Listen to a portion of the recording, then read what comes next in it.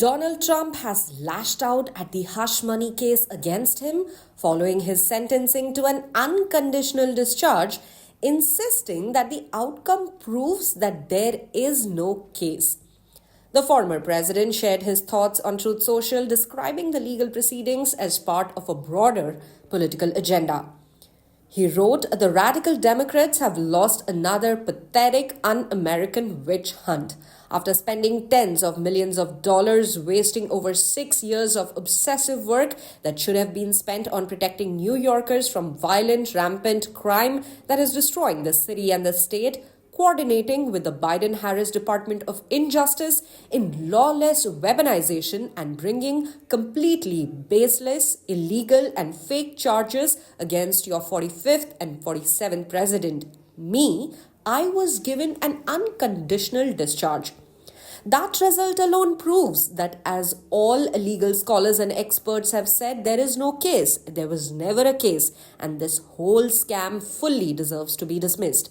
The real jury, the American people, have spoken by re-electing me with an overwhelming mandate in one of the most consequential elections in history.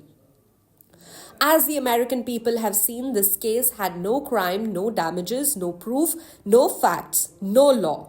Only a highly conflicted judge, a star witness who is a disbarred, disgraced serial perjurer, and criminal election interference. Today's event was a despicable charade, and now that it is over, we will appeal this hoax, which has no merit, and restore the trust of Americans in our once great system of justice. Make America great again. Trump claimed that the discharge vindicated him, asserting that legal experts agreed that there was no case. He dismissed the charges as a scam and vowed to appeal, referring to the legal battle as a despicable charade. Trump framed the legal fight as a political maneuver aimed at damaging his campaign and undermining the trust in the justice system, emphasizing his re-election as evidence that the real jury, the American people, had already spoken. He also referred to the judge as highly conflicted and derided the case as lacking proof, law, and damages. The case centered around a $130,000 payment made to adult film actress Stormy Daniels before the 2016 presidential election to keep quiet about an alleged affair with Trump, which he denied. Trump was convicted on 34 accounts of falsifying business records. His legal team has continuously argued that the case was politically motivated.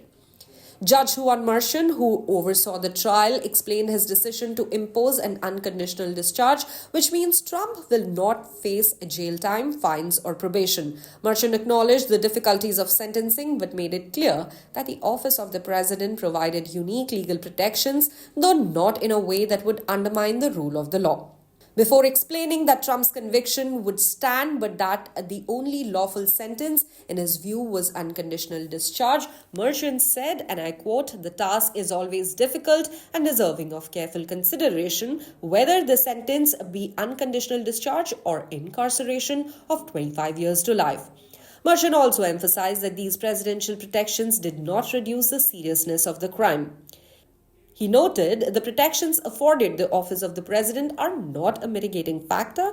They do not reduce the seriousness of the crime or justify its commission in any way. The judge continued, explaining that these legal protections were not powers to erase a jury verdict, and acknowledged that Trump's recent presidential election victory was an important factor in determining his sentence. Merchan concluded that this court has determined that the only lawful sentence that permits entry of judgment of conviction without encroaching on the highest office of the land is unconditional discharge. After his ruling, Merchan wished Trump Godspeed as he prepares to assume his second term in office. Trump, who has vowed to appeal, continues to argue that the case is politically motivated, part of a larger effort to derail his political career and prevent his return to the White House. The ruling marks a historic chapter as Donald Trump becomes the first United States president to enter office with a criminal conviction.